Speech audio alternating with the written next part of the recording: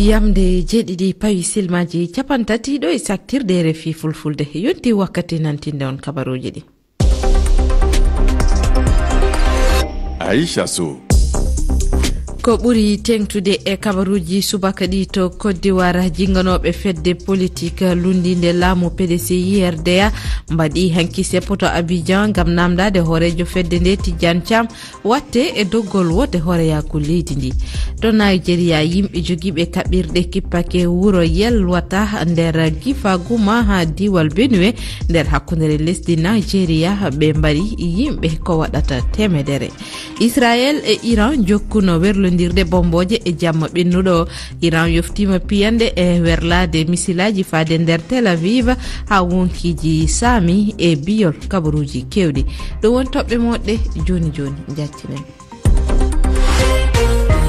tedduɓe heɗiɓe RFI fulfulde on calminama bisimilla mon e jonde men kabaruji adinde e o alert 15 lewru jeego ɓuri hitande ujunaji ɗiɗi e nogas e joyi to Côte d'Ivoire gudditirten jinganoɓe fedde politique lundinde laamu PDCI RDA mbaɗi hanki seppoto Abidjan gam namdade hoorejo fedde nde Tidiane Thiam watte e doggol wote hooreyaku leydi ndi kanɗe waɗude lewru 10 ɓuru aroru.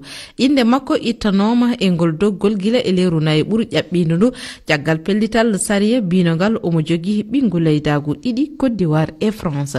Ketton hen jantore Aissatou Ly.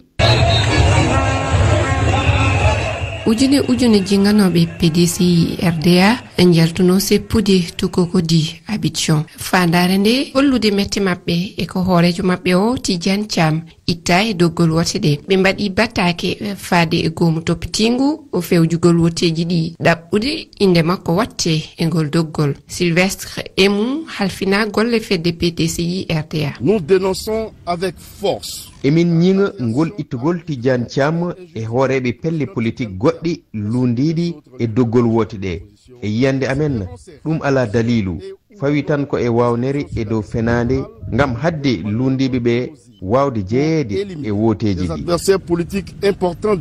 ɗi. Tidiane Thiam hoorejo fedde PDCI gorɗo gila lebbi tati hande to France kañum weltanima jinganoɓe mum caggal ngo seppo. O waɗi vidéo rewnude ɗum e hande kese de.